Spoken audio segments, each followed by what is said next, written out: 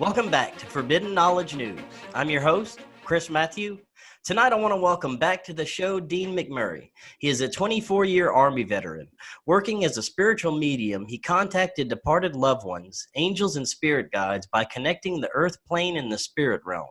As a clairvoyant, he receives visions of people, places, and things of the past, present, and future. His clairsentient gift means he can also receive psychic senses, including smell, taste, and touch. And as an empath, he takes on the sensations of the physical and emotional states of being. Dean, welcome back. How you doing? Hey, thank you for having me back. I'm doing great. Thank you. Very good. Looking forward to it. Last time you were on, you helped us understand a bit about the phenomenon. You shared some of your personal experiences. You did some awesome readings. And tonight I want to go even deeper into the phenomenon because we touched on it a little bit last time, but it's not just spirits and angels you communicate with, but also extraterrestrials. And we're going to get into that. So can't wait for that. First, bring the audience up to speed a little bit, especially those who may not have seen the last one. Tell us just first a little bit about your background in the military, and then how it all kind of started for you. Sure. So as you mentioned, 24-year Army veteran, 14 and a half years active duty Army infantry, about 6 years as a paratrooper. Then got out of the active Army component, spent the last 10 years active Army National Guard here in the state of North Dakota. And, so that, in a synopsis, that was my 24-year Army career. Did some time overseas and various capacities. But the thing that I would share is that, what started all off was when right before my last, after my last deployment. And when I came home, that's when all this paranormal activity started happening within my home, and where my deceased grandmother basically came to visit me, and my grandmother on my mom's side passed when I was maybe 10. And it was something where, I kept on, hey, kind of poking it. I kind of, keep on pushing the envelope. And I was like, hey, this isn't really happening. Why don't you just prove it? And of course, she turned the room ice cold, and it kind of went in stages that evening. But it basically, climaxed that evening with the event of her pushing me into the bed. And it was something that, because I was not a believer in this stuff, I was not a believer in the paranormal or extraterrestrial or none of that. And I needed something so visceral, so real, that I couldn't refute it. And it, even though maybe I couldn't explain it at the time, or understand it, I just knew what happened. So it went, that really kicked off my journey, I call it, to understanding, why now and why is this happening to me? Like Dean from northern Minnesota, in the middle of nowhere, and saying, why am I so special? And, and I don't want any of this. I didn't ask for it. I didn't watch those shows. I don't watch paranormal TV shows. I don't, it wasn't me. And so I was trying to understand, why, and you picked the most boring guy to pick on. But it was something that was within me that, I come to learn that it was laying dormant, and it was really to step back into those abilities that, and saying, you've always had it, you just don't realize it. And then going back, and that's really been 10 years now along my journey, 6 since I've really retired, and looking at it as I kind of hindsight, so to speak. When I look at that stuff, it's like, wow, I was really, I was really listening to my intuition, or I was, or maybe it was spirit. So different things, whether it was a knowing or whatever. And I think I shared the story about in Afghanistan where, basically a voice told me you need to move the vehicles, and we were in imminent danger basically. And, just a voice out of nowhere. Right. And, it wasn't somebody hiding in the bushes or, it was, whether it was, and like I explained, whether it was my higher self, whether it was spirit, whether it was intuition, it was something telling me to move the vehicles. It was something divine in nature that was looking out for our highest good, that knew what was kind of going on. And, and a lot of people could summarize that event too by saying, well, you were just a seasoned soldier. You're probably in country quite a while. You knew that whatever you guys were doing wasn't the best practice, or you shouldn't be doing that. But at the time it was no, because I wasn't in charge of the patrol that evening. And so it wasn't, it was almost like an audible voice that was like, you need to, like somebody sitting in the back seat telling me, but there was nobody in the back seat. So a lot of cool experiences. I've really been able to, bear witness to a lot of cool stuff. And the cool thing is that the humbling part is that where you get to experience some of these things, and when you realize just how vast this universe is, and you start realizing, I don't know anything. Like, I don't even know what that is. And it's like, wow, that's so cool. Like, what just happened? And, what was that experience? It was so real. And then so you start to figure out, whether it was the intuitive voice out of nowhere, or whether it's you're seeing a matrix type energy manifest in front of you, like a shimmery curtain, if you will, different things. And then, of course, obviously doing the mediumship, I get to bear witness to healings and, things that people walk away lighter. And of course, that's a huge, that is payment in itself when I do my work, so to be able to help people. And that's why I do it at the end of the day. Very good. Now, you didn't have any specific event that you know of that triggered this. This just all kind of started one day with some paranormal activity, and you had a little hints of intuition before, while you were deployed, correct?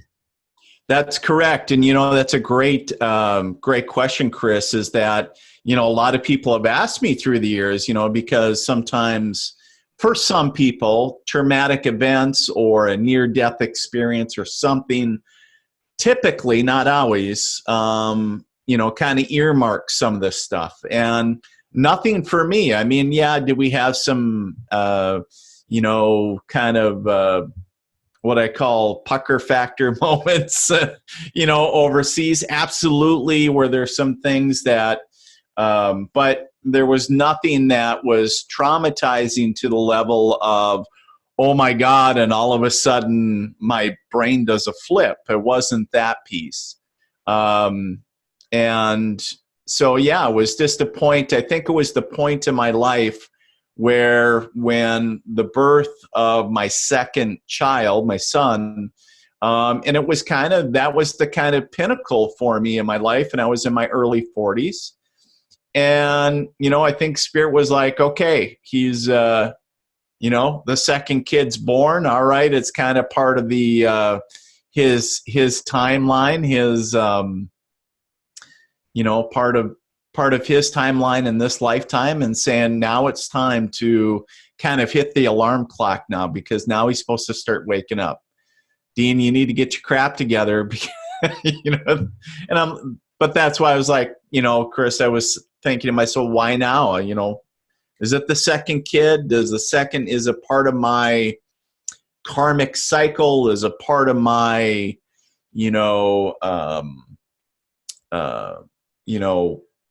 where I'm headed? I don't know. Maybe I made a, a keyish, record, and maybe I made a pact with myself. I couldn't really tell you, I guess would be my answer, but Very good. Now, you were talking last time. You said you have kind of like a spiritual team, or I forgot exactly what you called it, but you have like a team of angels and spirits that you normally work with and communicate with. Tell us a little bit about that. I guess this is before you actually started working with extraterrestrials. right. So early on in my development, I think I was raised like a lot of people, right? And I was raised Protestant, very conservative household. Attend Sunday school every Sunday, but I was one that I never felt a connection. Nothing against church, but it didn't fit right for me, and so I kind of left at an early age, and then from church, that is, going to church. And so growing up was a very traditional household. And then, but one of the things with angels is when I started my spiritual development, I felt of course, part of some of the courses that I took, they talked a lot about archangels and guides and other divine beings. And I felt an immediate connection to angels, and I was never one that was preached to, obviously whatever the Bible tells you, but I felt an immediate connection. And so over time, it just happened that I was like, wow, I'm working more and more with these angels.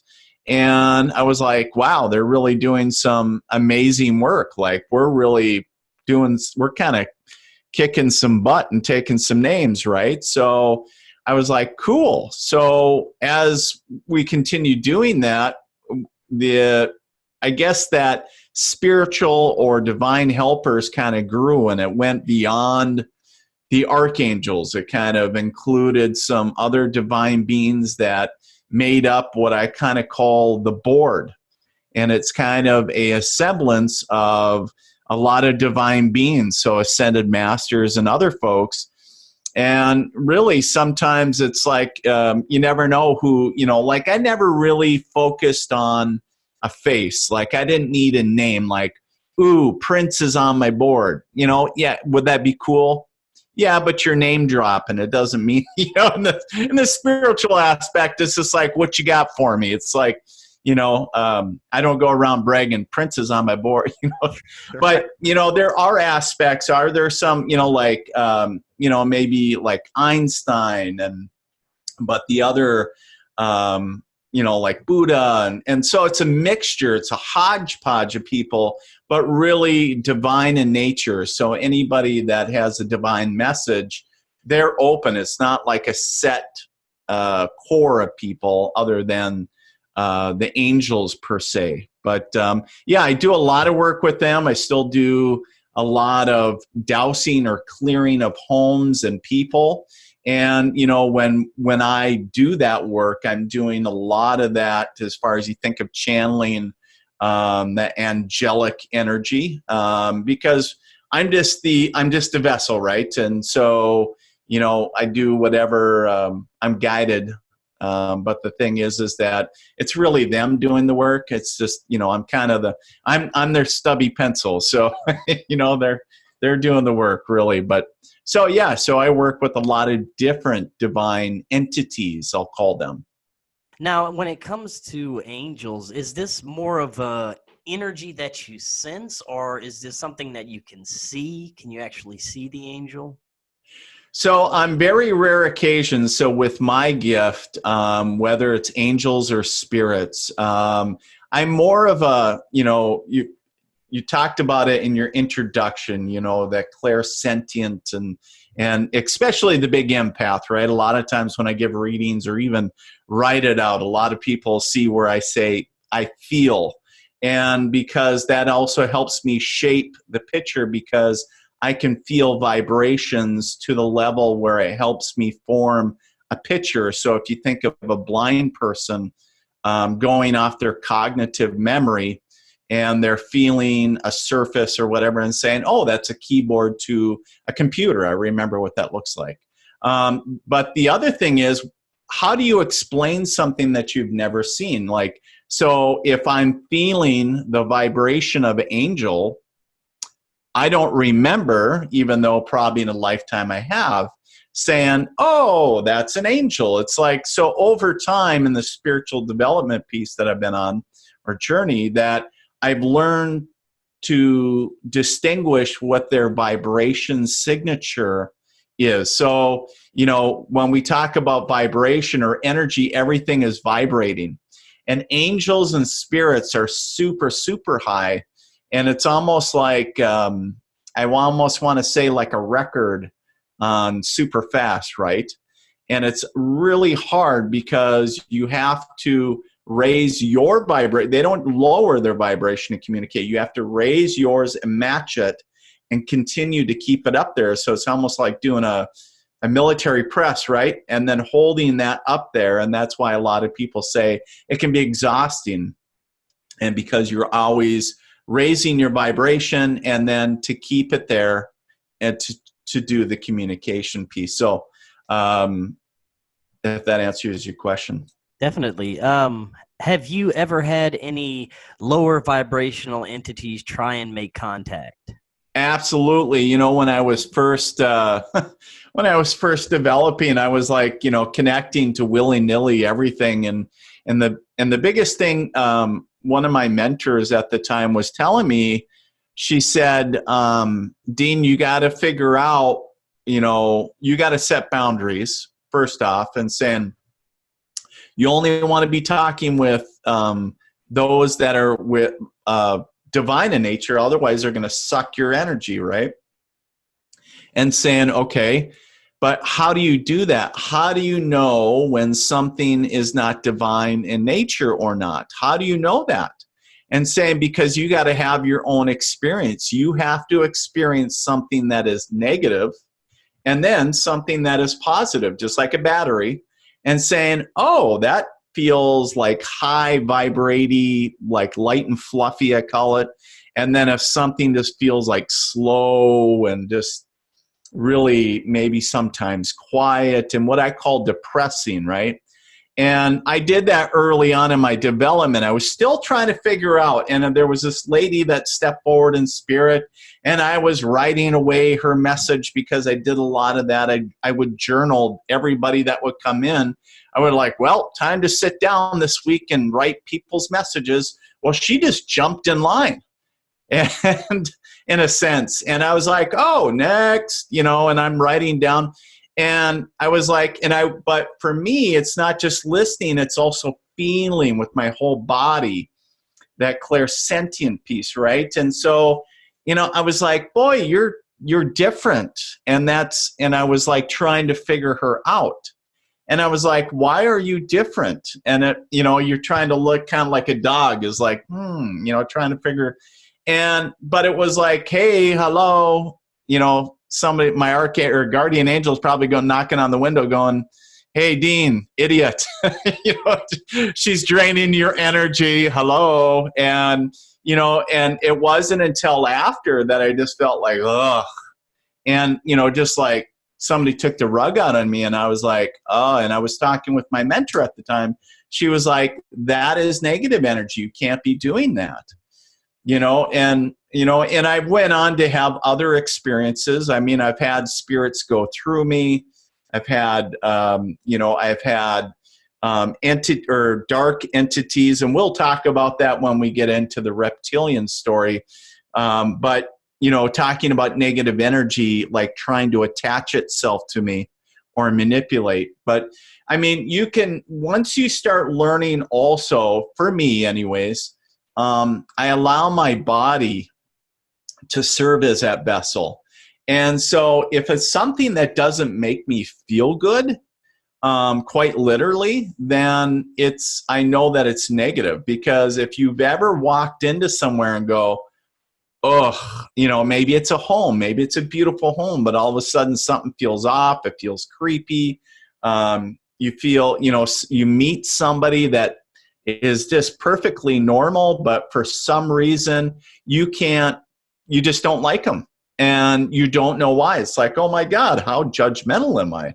And it's because you're already picking up on the vibes. Your radar, your intuition is already speaking like, and it was trying to, I always tell my students, it's like learning Braille, right? So you have to learn how the universe is communicating to you and how you,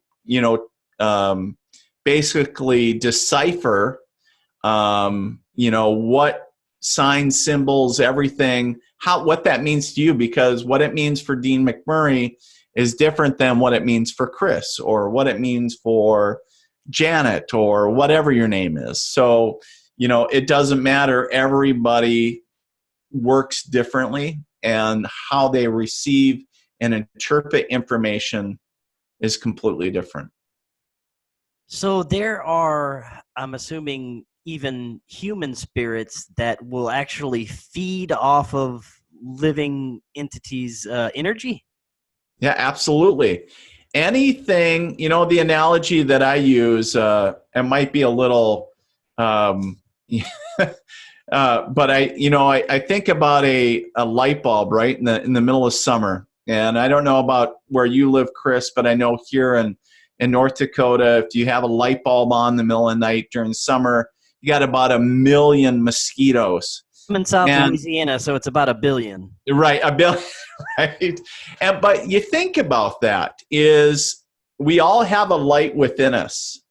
And the more we grow that energy, that light, it attracts lower vibrating entities because they need energy to survive. They're like a bloodsucker in a sense, but they're looking for energy. Nothing against you per se, but they're just like, oh, look, energy, right?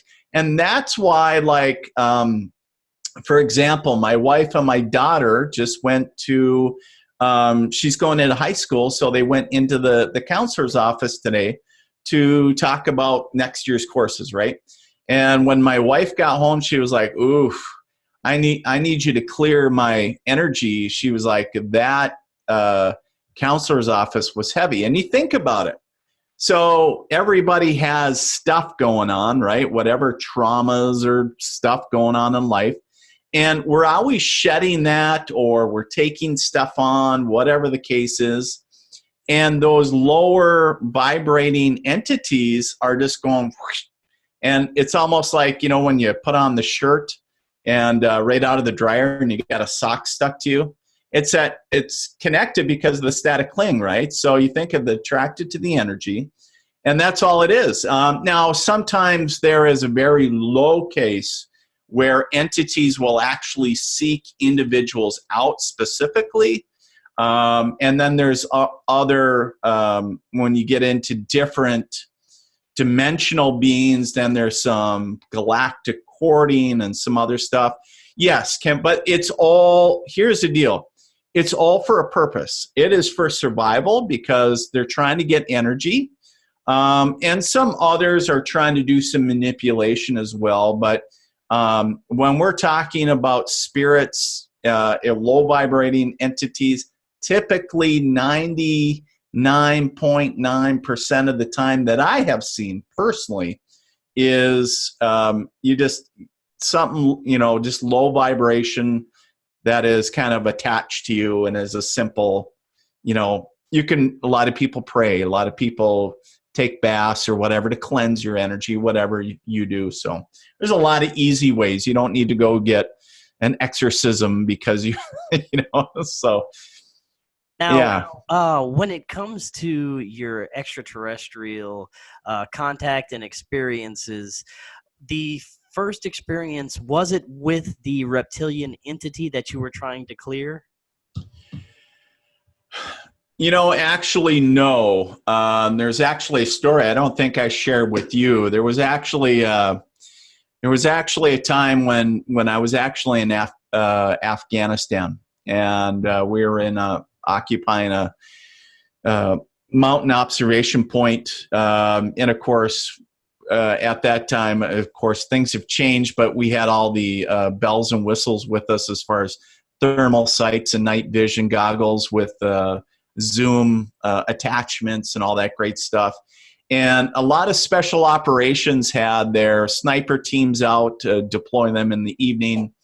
A lot of different things that we would mark and see and all that great stuff. But one of the things that I kept on seeing, and I remember this specific time, and I actually brought it up on another show, was talking about like an anomaly, and I thought it was an actual tracer at first. So and it was just like a quick like light that went, across the sky, and I was like, what the heck was that? And of course, anybody that ever seen footage of a night vision goggle or camera, I mean, it picks up that's what it does. It amplifies any light source of any type. And of course, that was really bright. And I was like, what the heck was that? And of course, asking the other guys around me, they're not wearing night vision. And of course, they're saying, I didn't see anything. And I was like, maybe I'm tired. And I saw it several more times, and I actually radioed in, and I was like, hey, do we got anything flying? Do we, in this area? And there was nothing. And which was interesting to me because it was more of an arcing light. So it was really interesting. It was no tracer. I would say it was, if I was to classify it to anything, it was, extraterrestrial nature. Trying to, I don't know whether it was trying to get my attention or not, but it wasn't, just hovering, but it was quick. But I found it interesting that nobody else saw it. But so yeah, that was I'll say my very first before the Reptilian incident, because I actually, to be really honest with you, Chris, like, even though I had that incident in Afghanistan, it was just like, you kind of roll with it, and it's just like you kind of forget about it. You can give it a second thought after, right? Yeah. And so when I started on my spiritual journey, even though I was like knee deep in spirits and figuring out my aura and all that other stuff, I went to expos, and there was the mix, right? So you have the folks that are huge and metaphysical, but then also typically on the other side of the aisle in a lot of the expos, there's the folks that are huge on the galactic aspect, right, about extraterrestrials. And I just couldn't go there. I couldn't not talk to them, but I mean, talking about in belief. And really it's because I didn't have my own experience yet. And that, and I was like, and I wasn't like, oh, you're a bunch of Fruit Loops, because I'm like, well, here I am talking to dead people. So, and so I just kind of let it go, and, I'm like, whatever, that's cool. And, but it wasn't until I had my experience with, that I thought was going to be a standard, what I call a standard dowsing, and, go to a fellow veteran's house, and turns out that it was a mixture, actually, of some, I will call it naughty spirits, some very restless spirits, and then some very, some dark reptilian energy that I had never dealt with. So it was quite it was kind of shocking, to be really honest. So yeah, take us through that story. It's fascinating. Yeah. So I was called, a guy calls me, older gentleman, I put him, he's not actually older, but he was in his 60s. And he goes, you're the guy that does dowsing? I need you to come over. And it was like a little apartment building here in town. And I was like, sure. And I thought, God, this is going to, just another, kind of roll off my back type. I've done hundreds of dowsings, right? And I thought, whatever, it doesn't take anything less than an hour. So So I roll in and I do my thing. And of course, I brought in L rods. So I have my brass L rods, and I have my little, I also like to finish things off with a mixture of essential oils and water that I create my own blend, in a sense, of a cleansing spray instead of using sage or something like that. And so I went in, and it was a mixture of a mediumship reading and dowsing. And basically I'm asking, hey, I'm bringing in my angels, which was important. And we kind of come in and cleanse and do the whole thing. And I was like, and I felt pretty good about it. I was like, yep. And we gave him a reading at the end, which was cool. And so I was like, all right, so everything is good to go. And I asked my L rods, I was like, hey, and when I talk to my rods, it's really talking to which I thought I was talking to my dowsing guide. I have a guide that I work with, a spirit guide, when I do dowsings. And I said, hey, is everything here good? Are we good to go? And don't want to left something undone. And it was like, I got a big yes immediately, like, hey, you can leave. Yeah, something wanted me to leave right away. So, of course, the last thing I did was I spritzed around the little, around the apartment of the little essential oils and all that good stuff. And I said, hey, why don't you give it 3-4 days? Sometimes it has a way of kicking up the energy. Things can get kind of crazy before they get calmer. And I said, we'll do a free follow-up for you at that time. Awesome. Not 24 hours later, I get a message from him that it's worse now, because right after I left, this entity, we will call it, took that same spray and sprayed it in his face. Now, I had the bottle physically, but of course you don't need that energetically, but it was spraying him in the face. And then this guy worked as a fuel oil distributor. He'd go around to businesses and such. And he said, when I left in the morning for work, I could feel it like attached to me. Like, this was the first time he said it, like leapt onto me and attached to me. Now, this guy also shared with me that he was an open heart patient, I don't know how many years prior. And he felt that this thing was trying to hurt him, like try to give him enough anxiety to give him a heart attack. So, of course, what I tell all my clients is, of course, always the caveat, right? If you feel that you're, medical distress, go to your doctor, go get checked out, And, of course, I knew intuitively that they weren't going to find nothing. I just knew that. And, of course, they went and they ran all these tests, and there was nothing. They didn't show, yeah, you're good to go. Just, maybe calm things down. And, of course, I'm sure he didn't mention, hey, I got something on me. And but long story short, after that, I was like, had him, I was like, well, let's do our follow-up session. And I was like, let's see what we can do for this. And, of course, I, being an ordained minister and everything else, I was like, maybe I need to wear the quote-unquote minister hat. Maybe it needs to be maybe a little exorcism type. Now, and I didn't read anything like out of the Bible as far as casting something out, but I did a little scripture. It was a menagerie of different things, right? And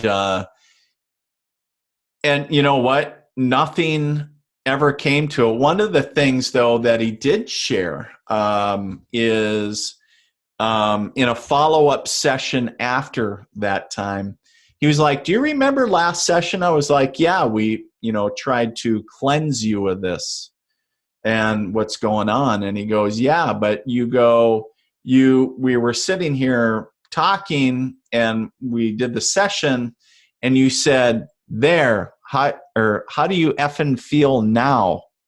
And he goes, And I go, really? And he goes, yeah. And I go, well, here's the deal. Next time, please tell me right away. I said, because I was not aware of that, and I would never swear. I would never swear to a client. I mean, who would do that, right? You know, how do you effing feel now? Like, really, like, you know? And I was like, oh my God. I said, here's the deal. And I explained to him that I'm just human. This is a human flesh suit.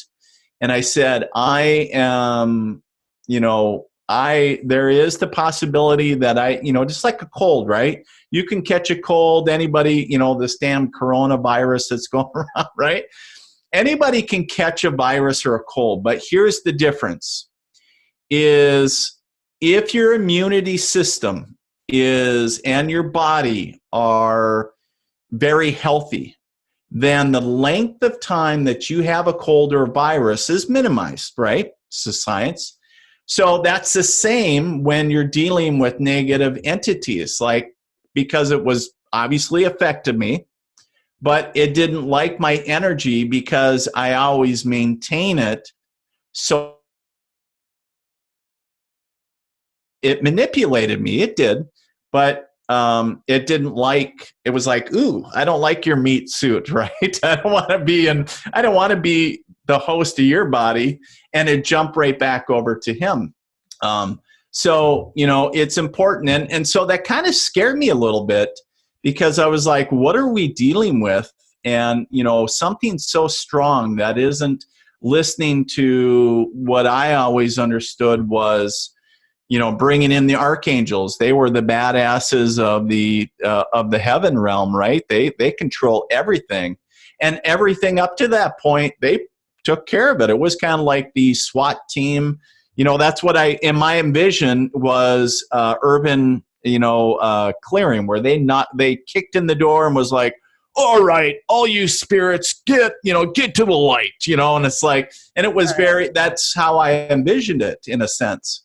But the thing was, it was almost like hearing wah, wah, wah. And it was, and then when I was able to disconnect from him, and I kind of was like, what's going on? And I started reaching out to all these past mentors and teachers and other colleagues that saying, hey, have you ever dealt with anything like this? And you know, there were some people that were still, excuse me, in the what I call the old school way of doing things. I was like, that doesn't work. I was like, I tried that. This is something different. And they were like, yeah, but a lot of people were already like, it's extraterrestrial in nature. They knew that. And I was like, okay. And I was like, but then I talked to a mentor of mine. He's been around for a long time. He's actually, I think he is the early 80s now, I think.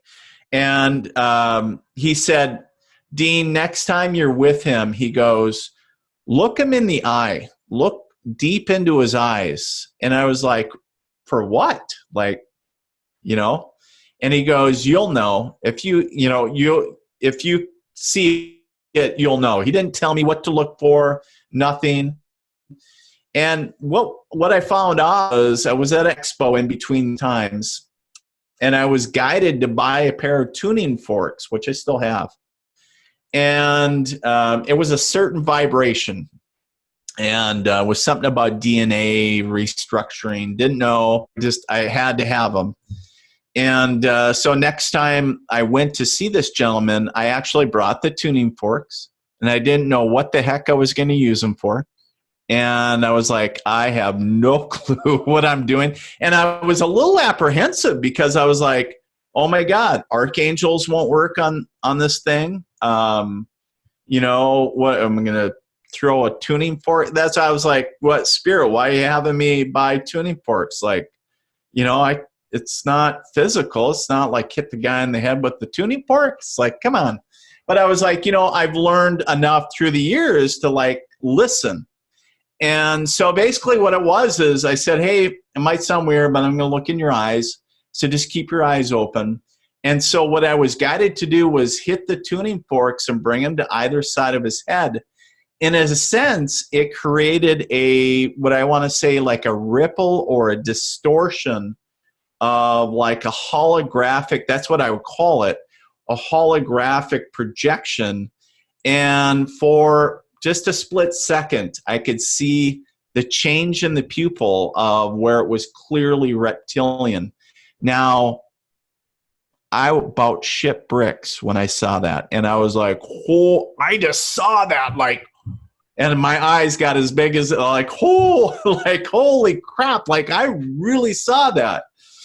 And he was like, what? And I was like, nothing. But I was like, telepathically, I was like, I see you. And I could feel it get very restless. And one of the things that we tried was some different techniques to try to remove it from him, in a sense, because it didn't like to leave him.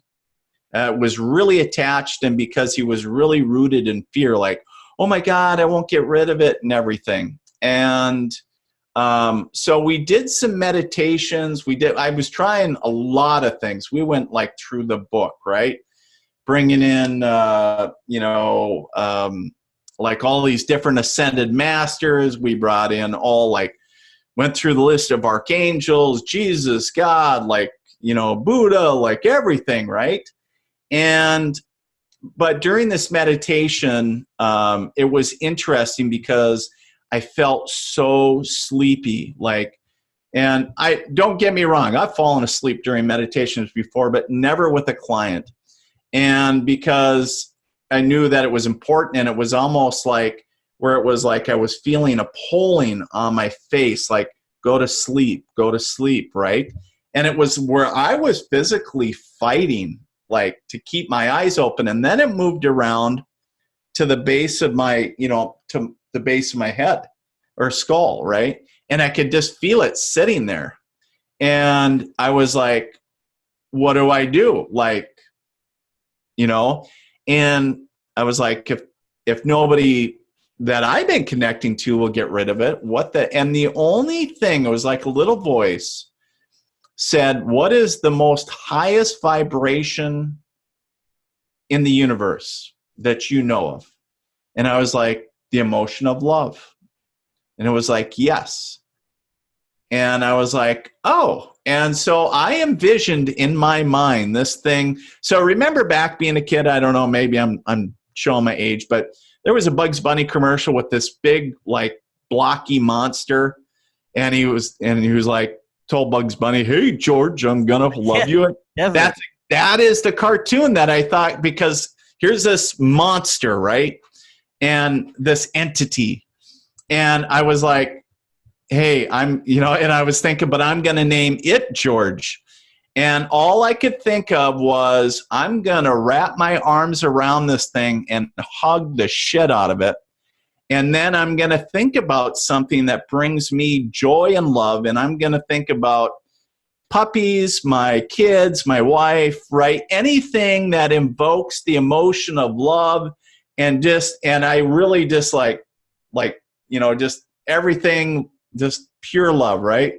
And I even was playing over, I'm going to hug you and kiss you. And, because that's me. I got to be a little goofy with it. But at the same time, it just squirmed like a 4-year-old getting kissed by his grandma, just like, get away from me. And it just jumped right back onto him. And immediately he said, well, it's back on me.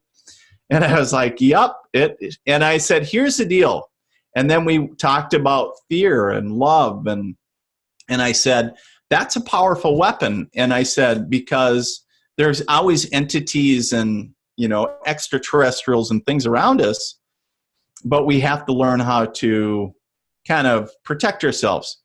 Long story short, I finally was connected with a fellow psychic by random chance that I know.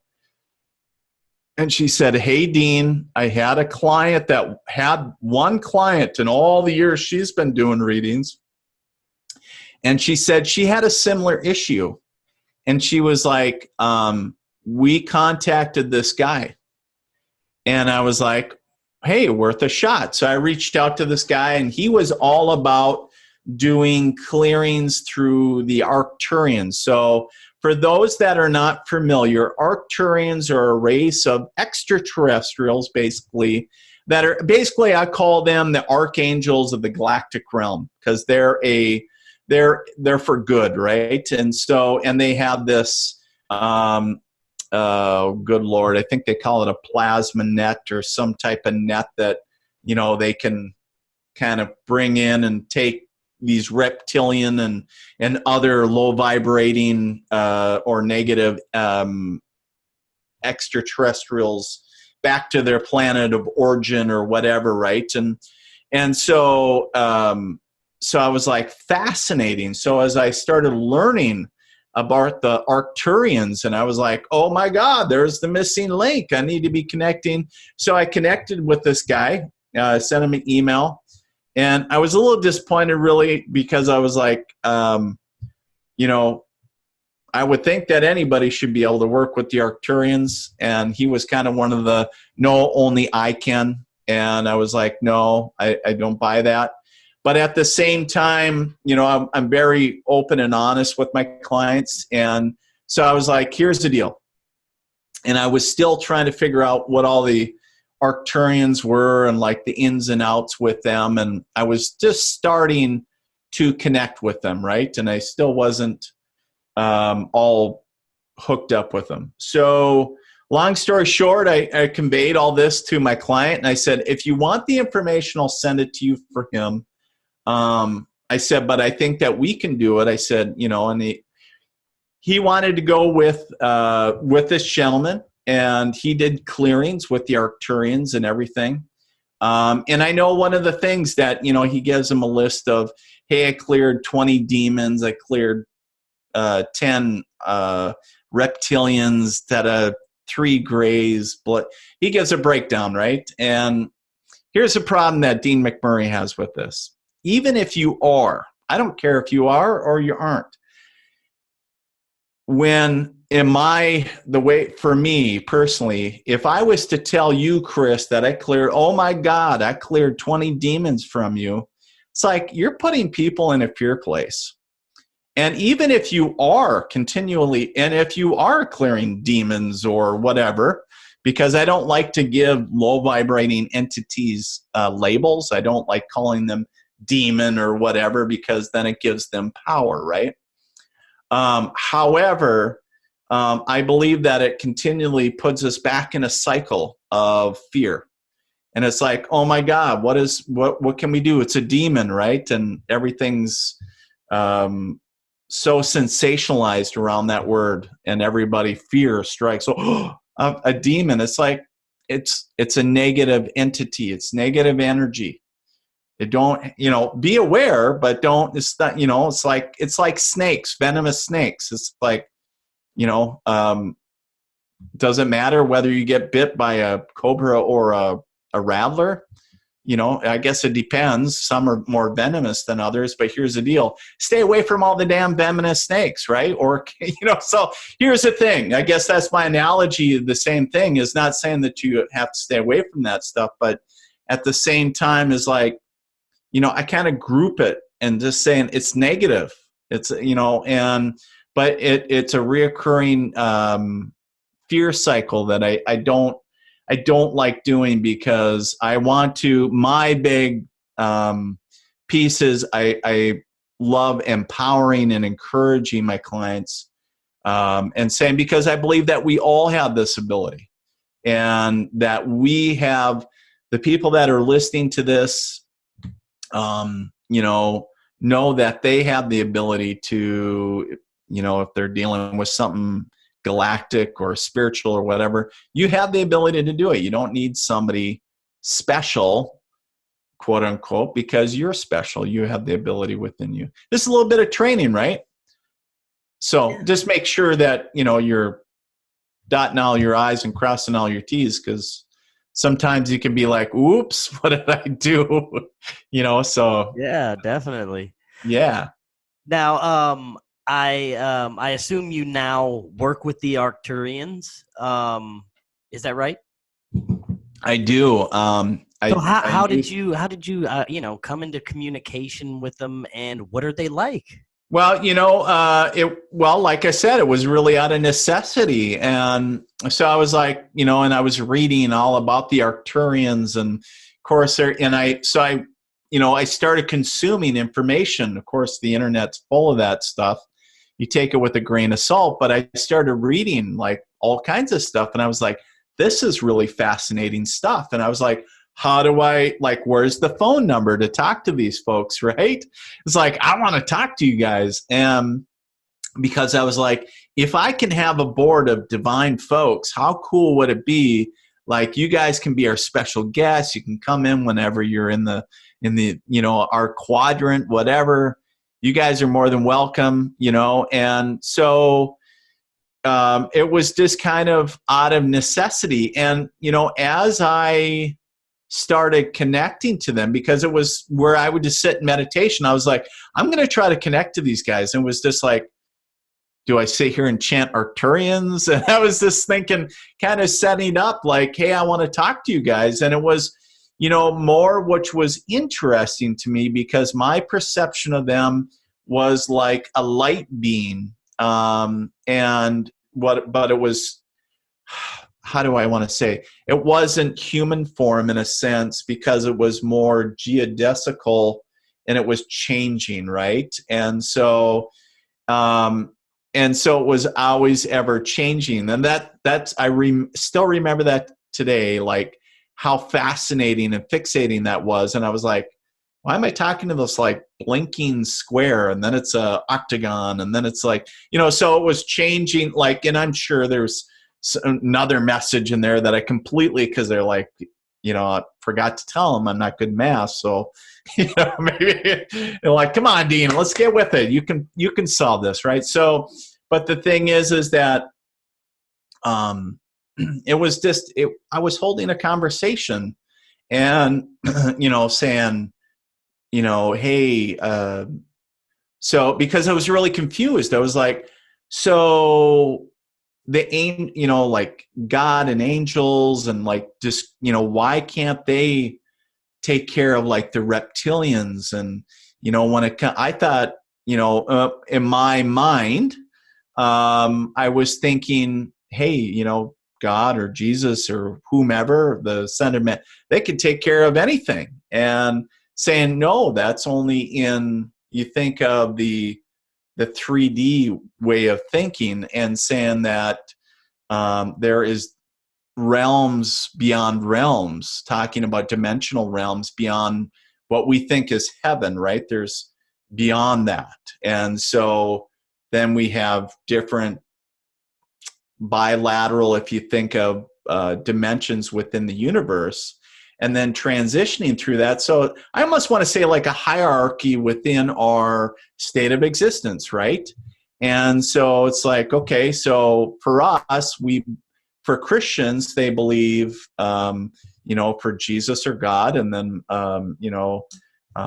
you think of Muslims and Allah and but that belief, you're creating your reality, and that energy is there. So that is reality for you. And that's within that dimensional plane. But you get outside of that, which these beings are coming from, they're like, yeah, we don't play by those rules, and we can do what the hell we want until, the galaxy police come in, and, and it's like, where's the book on this stuff? And so, but I trust that, the universe works in strange and mysterious ways, and I trust that the experiences that you have are there for a reason, and not only are there, but so you can learn, right? And so I went through a lot of learning curves, but, I stepped into interaction with the Arcturians, and I went on to, to use them, saying, oh, this is, that's alien in nature. It's like automatically I just, in my mind, I'm pressing the button, Arcturians, yep, that's yours. Like, oh, just turn it over to them. It's like, get it out of here, and it's like, but that's only one pinprick of, sure, they're kind of but here's the cool thing too, is like, so you're dealing with the authority piece of that. But what about the knowledge? That's where, for me, it's not about bulldozing and trying to just get all the, the unrulies out, but it's also, what about the knowledge? Like, about not only about my life, but, mankind and everything. And yeah, it was like, it's just like, just download of information. It's like, I don't even know if I can comprehend that. It's just like, oh my God, you sit there like stone for, for hours. And it's just like, and then you kind of come out of almost like a trance or something. And it's like, I don't even remember what the hell we were talking about, and it's almost like the mind is on overload, right? Because even the smartest minds are, and they can conceptualize a lot, but it's almost like we're picking up bits and pieces and not enough to make what is the true picture of what is existence out there. And it's just like, don't even hurt yourself trying to think about it, because that is super deep, especially when you said that, okay, we have our earthly realm and what our beliefs and energies form, but they have complete other realms, and I guess you could say other dimensions, multiple dimensions out there. That is fascinating. Like, some people would, especially Christians, believe that there's heaven, and that's the end all be all. That's it. There's nothing else beyond heaven. But you're saying there's tons of realms upon realms, right? Right. And, did I get a number? No, I didn't get a number, because I wasn't concerned on number. Some people say there's, when you get into heaven, there's the 7 levels or whatever in heaven. And there are or like, if you think of different dimensions within heaven itself, yes. But I would say but that's on a small picture. Like, that's, you're still thinking earthly, realm thing. That's not, we're thinking like huge, right? And so when we talk about it, it's so vast, like, dimensions upon dimensions. So when we talk about, I think about, kind of grew up as a Star Trek nerd and all that, great. And but you think about that is like how vast space is. It's like, in theory, it's endless, and as far as we're on our understanding, and talking about the dimensional plane. So if the reality is endless, what about the dimensional planes that are there, right? And so the state of the different dimensions are dimension upon dimension.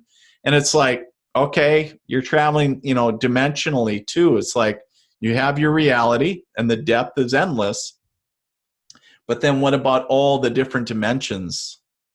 So yeah, it's like, where do you want to travel? Where do you want to go? Where do you, and sometimes that's when people do astral travel and different things. You end up in some, people call it like an acid trip type experience, that they've never used drugs and they've never, any hallucinogens at all. And where it's so visceral for them. And I've had some pretty cool experiences in deep state meditation as well, and saying, wow, like where am I? Like, this is not of this world or this dimension, right? And it's like, so it's interesting. I think of, like, we don't need to leave. I think this is the new, dare I say, lost in space. We don't need to physically leave. You could be anywhere on Earth and be like, energetically going, even though, would it be cool to physically? Sure. But I'd have to say, because that's our ego telling us, because boy, not only the status of, hey, I've been in space, but also I've never experienced that, right? But reality tells us, or that energy tells us that we don't need to leave this plane of existence in order to experience that, and saying, I can go wherever I want. There is no limit. So that's most likely how extraterrestrials are contacting people. The phenomenon we're seeing in the sky is probably all an astral form of these beings, like a projection of sorts. It may not be their physical selves, would you say? Well, it could be and it couldn't be. I would say also that, what's to say, Chris, what is to say that if I was able to harness the ability to energetically project myself in a manner to where you are currently, and I was able to manifest that in such a way that I physically materialized right beside you where you could see me. So in a sense, am I physically there? In a sense, energetically, right? So, whether it's like a hologram, whether it's, I think the options are really limitless depending on maybe their technology or maybe how advanced their civilization is.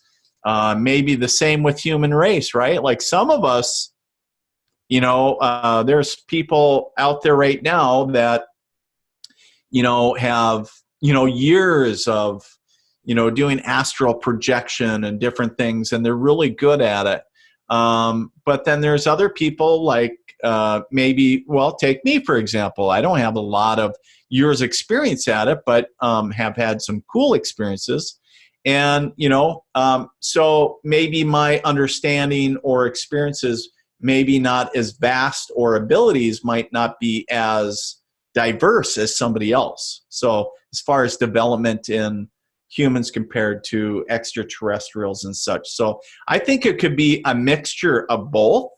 I do think that also, Chris, is that we really need to learn how to tune in and vibrationally read the signature of those, what you would call maybe a hologram or a projection, because I know for a fact that some of that is actually diversionary tactics used by the government. I know some of that is, like, look over here, look at the bright shiny, because that's what you want to see, and they're going to give the public that to keep eyes off of what they don't want you to see, right? And so, understand that. So when you're able to tune into that and saying, something doesn't feel right to me about that, saying, trust your gut. Just because, you want to believe doesn't mean that it's always factual. And I always share, as even being a medium, saying it's always healthy to have a good dose of skepticism. There's a difference between being skeptical and cynical, but I always say is, vet it out and saying, if something tells you something's off with the energy of that, check it out. It could be just funky energy, but it could also be that it's somebody trying to manipulate, so in a sense, the government, right? So a lot of black ops, weirdy stuff out there to try to draw people away from what they want you to see. So. Right. Yeah. Very interesting stuff. Now, right before we get to the calls, I have one more quick question. Have you ever had any other type of extraterrestrial contact? Have you contacted any other races or beings? I'm just, boy, put me on the spot on that one. I'm trying to think. I have not. I think I really kind of, I probably capped it out, subconsciously thinking, I'm good. I already talked to the Arcturians, but I know that, there was some other, dealt with some, I wouldn't say a race specifically, but dealt with some planetary stuff, like where alien or certain races come from, like So if you think of the warring race of Mars and different things, there's other planets that we haven't seen yet, kind of like a spiky one, right? So talking about, you know, a lot of different races that are out there. You know, it's interesting where we've had to do some work on implants and also energetic cording, as far as you know, as far as where they're extracting or whether they're doing manipulation or testing or whatever they're doing. So sometimes we have to go into and cut energetic cords. But yeah, we've also had to do a lot of implant work. It's kind of crazy when you're actually able to see the implant underneath the skin, and then you start working on it energetically, and where you see it disappear. It's like, where the hell did that go? That wasn't a sliver. That was deep underneath the skin, and where you could kind of just barely see it, and where, you know, and then it's gone. It's like, where the hell did that go? We're it's gonna like, that wasn't a bug. that next time. Yeah, it's crazy stuff. Yeah, definitely. I am ready to get to some calls if you are. Let's do it. All right. We will get the first caller on then. Hello, you're on Forbidden Knowledge News. What's your name? Hi, my name is Sophie. Hello, Sophie. What's your question for Dean? Well, my question is, am I going to get a divorce or not? All right. All right. That's pretty straightforward. So your question, Sophie, is asking if you're going to get a divorce or not. Here's the thing that I'm going to preface this by saying firstly, is, you know, a lot of times with doing readings is that kind of challenging, because I'd hate to say yes and then all of a sudden you ruin a marriage that you want to fight for. But here's the thing, is that I don't feel the energy changing anytime soon. It feels like, you know, you think of gears like frozen up.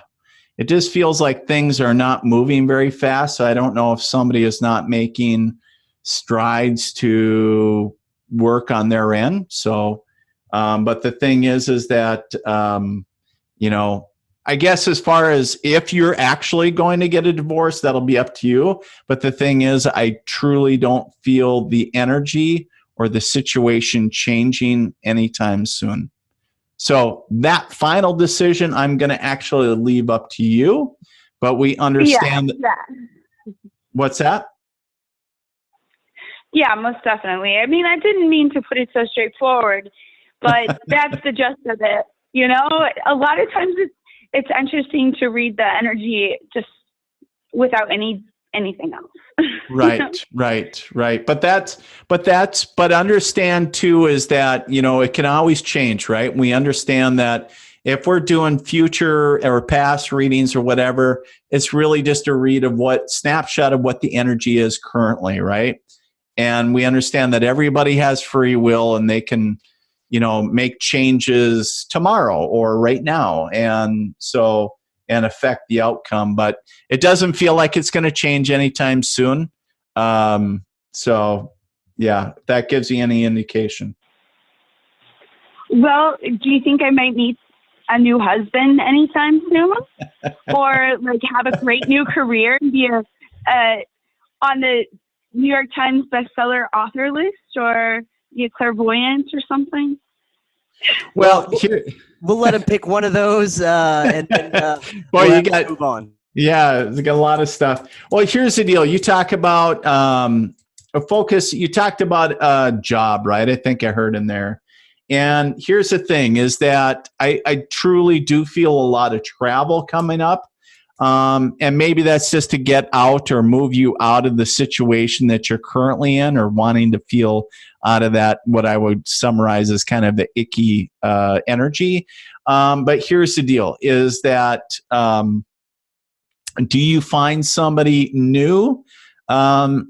actually, which is kind of funny, is actually I do feel that there is some new energy or a new potential relationship very close, which is, so I don't know if you've been already talking with somebody and they've always been flirting with you or whatever and saying, no, I'm married, but then maybe things heat up as they know maybe things are on the rocks. I don't know. But here's the thing is stay open to that.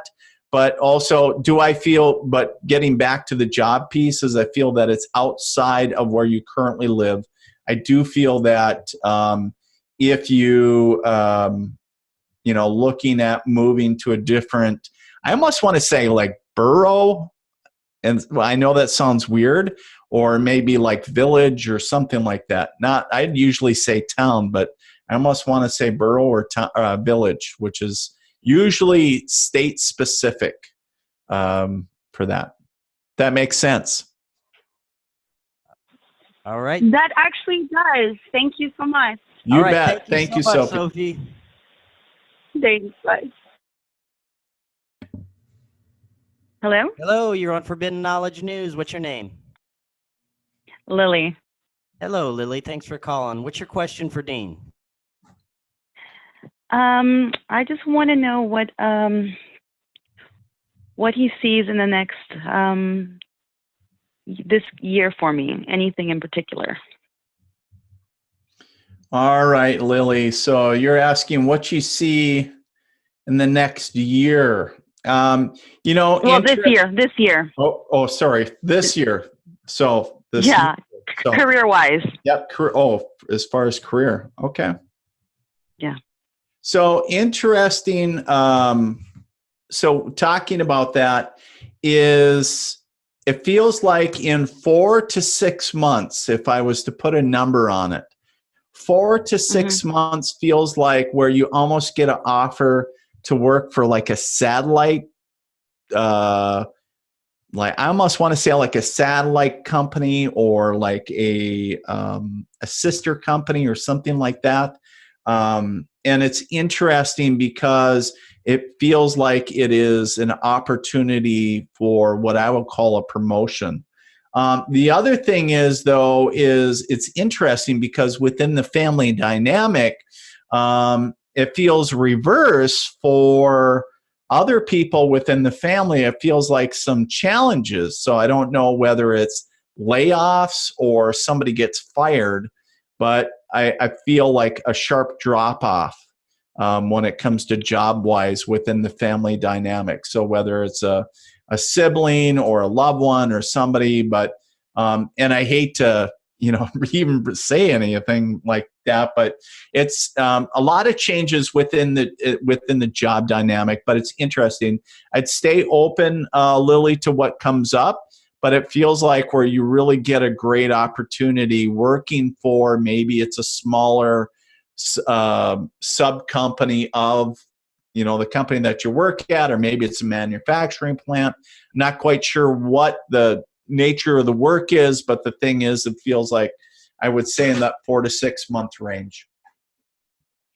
Okay, thank you very much. You bet. Thank you. Thank you, Lily. Hello, thanks for calling Forbidden Knowledge News. What's your name? My name is Emily. Hello, Emily. How you doing? What's your question for Dean? My question for Dean is, it's more of a statement, which is that I feel disconnected from my mom, who's on the other side, as well as my spirit guides, and I'm wondering if anything might come forward to help me get my life moving in a better direction. All right. So, so if I understand the question, Emily, you feel disconnected to your mom, who's on the other side, and your spirit guides, and you're wondering what you can do to help get your life moving going forward, correct? Yeah, I'm wondering if there's a relationship between their guidance and my stagnation, or like my lack of perceiving their guidance. Sure. So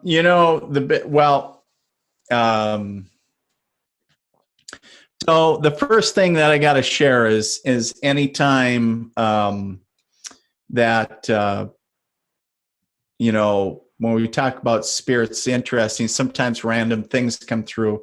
And the first thing that I smelt was lilacs. But one of the things that I would share is that, when we don't feel connected to one of our loved ones, in this case, your mom, what that is doing is really, it's our ego mind, right? And it's part of it's hurting because we want that connection. But in the reality is we're already connected. That's the cool thing. Here's the thing that I would share, and this is the guidance that I'm getting, is if you haven't already done it, Emily, what I would share is actually write out a letter to your mom. Actually pen it out. And, whatever you want to say to her. So talking about how you miss her and, talking about whatever. If you're talking about ice cream shakes or wish she would whip up a batch of chocolate cake, whatever memories that you remember, and bringing that connection back to her, okay? The other piece is, and then also asking for a response and then staying open to how you receive that. But at the same aspect is not just staying open, not setting a actual like, damn it, you're not responding to me, like why? And sometimes our life can be very chaotic. Could be, the kids are sick or dad's going through whatever or grandpa, whatever. So just understand that it's not always, they're not saying, well, the heck with you, we don't love you. You know that your mom certainly loves you and is in a good place. But the thing is understand that it is frustrating when we feel a disconnect with those that we love on the other side and saying, I used to have a connection. What happened? Like, did I make somebody mad? Did I not pay the phone bill? What's going on? The other thing is answering the spirit guide aspect is I would really share is that, which is so odd. I got to ask, Emily, you haven't been having issues with your gallbladder, have you? I don't think so. Okay, because something came up with gallbladder. Okay. And so what I would share is I was like, oh, well, maybe you're dealing with medical stuff. But here's the thing that I would share with the spirit guide aspect is that, continue meditation, continue asking and invoking your spirit guides in, but it's not really, saying that you must conform to this box.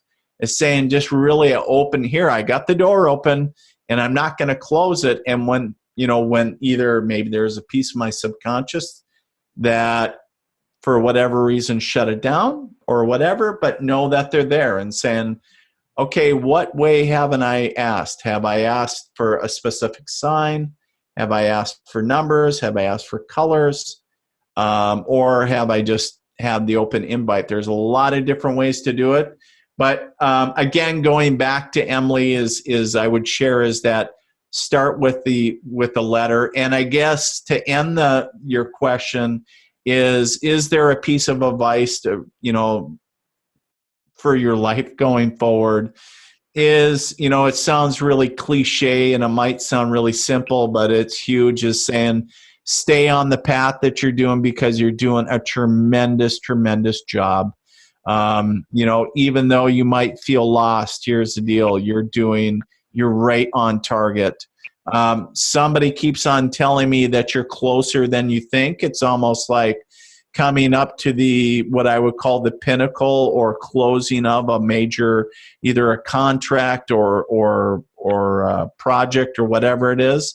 So we're doing just a really awesome job and they're really proud of you. So continue on the path you're doing, but again, go back to those simple pieces and it'll get you to the right place. Okay. Thank you very much. All right. Thank you, Emily. Hello. Welcome to Forbidden Knowledge News. What's your name? James. James? You bet. Hey, James. What's your question for Dean? Well, I used to be a police officer, and I had an extremely intense spiritual awakening. I won't give any details, but I'm curious. I've kind of gotten through it over the last 3 years, and I'm looking for any read or idea about what my future may entail. I seem to kind of hit a dry spot. Okay. Can I ask, James, are you still a police officer? No, the second that this happened, I knew I was done. Okay. I never went back to work, and that was it. Okay. Well, right off the bat, a couple things I will tell you is that interesting is because Archangel Gabriel is coming in and sharing with me, as well as Archangel Raphael. So, so when are you or have you already stepped into your healing work yet? I have, yeah, but it's been a tough go simply because the internet's such a wild west, right? I mean, it's hard to stay with, or it's hard to find what you know is right. So it's Right. been a bit of a process, but yeah. Right.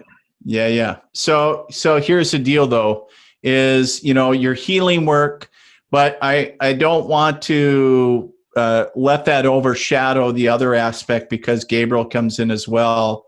And as far as the messages that you're getting as well.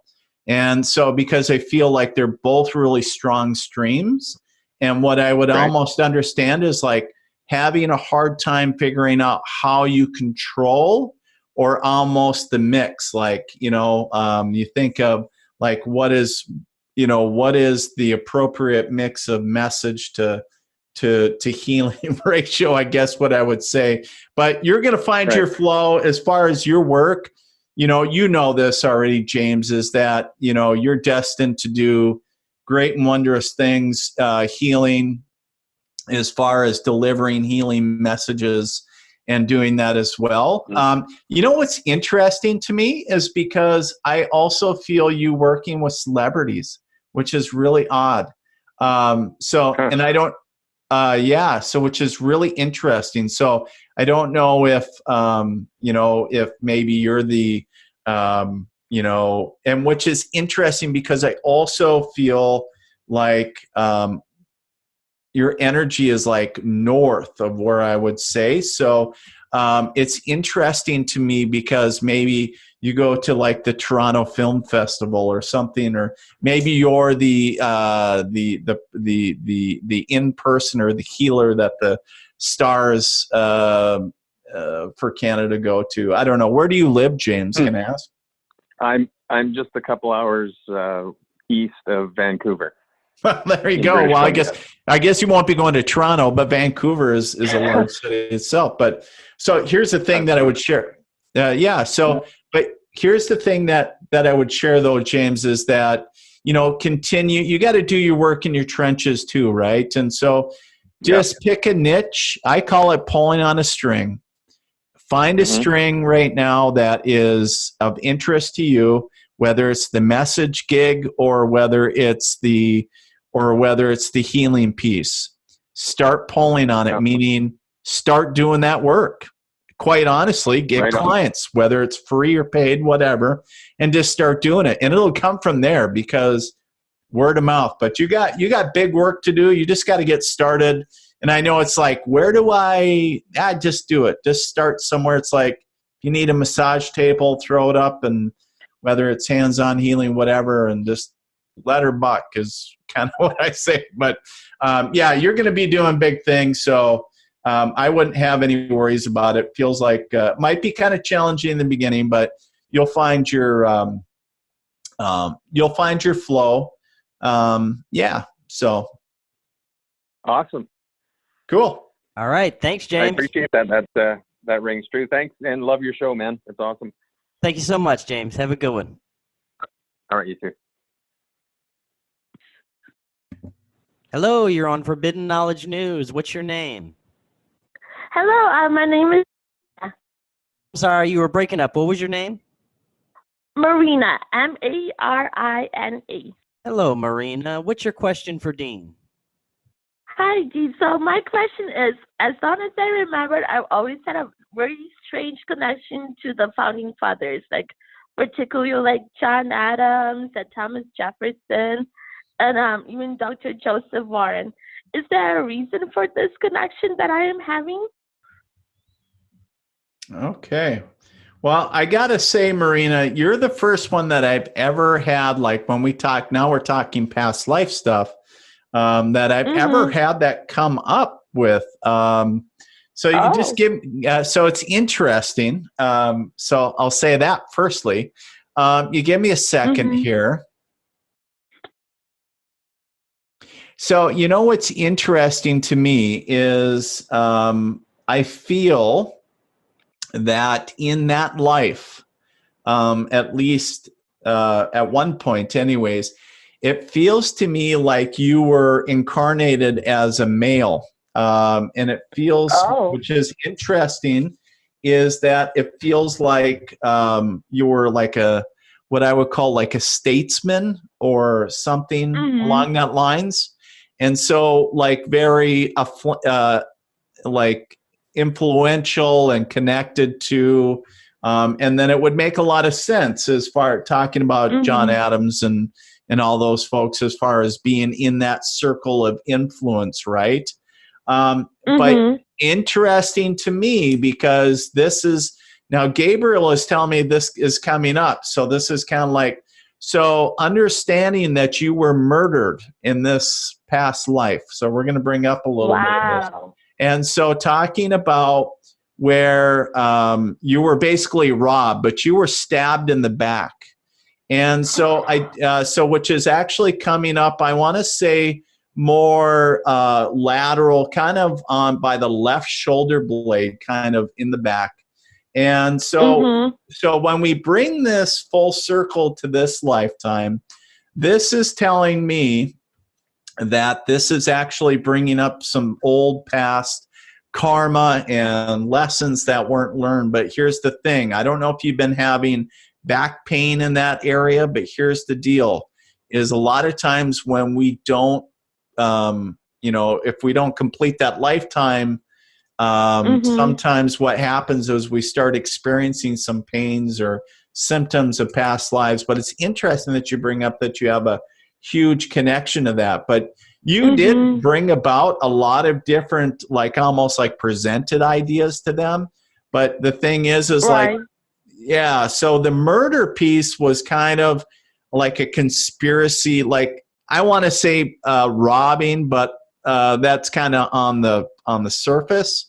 It's more like, hey, you were, you know, like, dare I say, make a political joke and say like the Epstein thing, right? So, you know, you were actually assassinated in a sense. Somebody hired a thug to kill you, and by stabbing you in the back. So this brings full circle to this lifetime of where, you know, if you're feeling like people are stabbing you in the back or you're having that pain, that's the thing. So understand that as you deal with that, that is something to look at. But so it makes a lot of sense that you're connected to that. But past lives are certainly fascinating. And it's interesting that it's really cool that I've never heard of anybody that has had a connection before. So that's really cool. Thank you for calling. That's awesome. Of course. Thank you for answering my question. That makes a lot of sense. You bet. I actually do injure my left shoulder a lot of the times, and for no apparent reason as well. Wow. Is there any way to find out who this person was, or is there like no way to like know this? No, it's whatever, you know, whoever was trying to basically have you assassinated hired just some, you think, thug or whatever. I don't feel that that individual that killed you was significant. However, the thing is, as far as, you know, the trusting piece, right? Because you were betrayed by your own friends or your own, you know, people that you held close to you. And that's the piece, that is the learning piece. So if you're experiencing that in this lifetime, that is one of the lessons that is reoccurring in that cycle, right? And caught up in that past life cycle. And so also it's connected to that, you think of that back pain that, so understand that you can energetically clear that and release that and saying, hey, thanks, I've learned that lesson. Let's move on. Mm-hmm. John Adams was a cool guy, and I don't know, but what I'd recommend is maybe meditate on it, kind of go back to that point of time. Maybe you could see that and get some glimpses into, what happened that night or whatever the case is. Wonderful. I will try and do that. Thank you so much for answering my question. All right. Have a great you, Marina. Have a good night.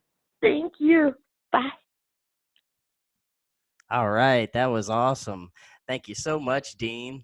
That was, again, a fantastic show. Great, mind-blowing information. Before you head out tonight, let everyone know where they can find your work if they're interested in readings and stuff like that. Yeah, sure, Chris. So they can head over to my website at themilitarymedium.com, or they can jump over on Facebook at The Military Medium and find me there as well. Appreciate you having me on. It was a pleasure being on. We still have much more we could talk about, so we'll be back on soon. Yeah, well, layer after layer, brother. Yeah, it goes deep, man. It's awesome. All right, well, thank you so much. I'll talk to you soon. All right, sounds good, Chris. Take care.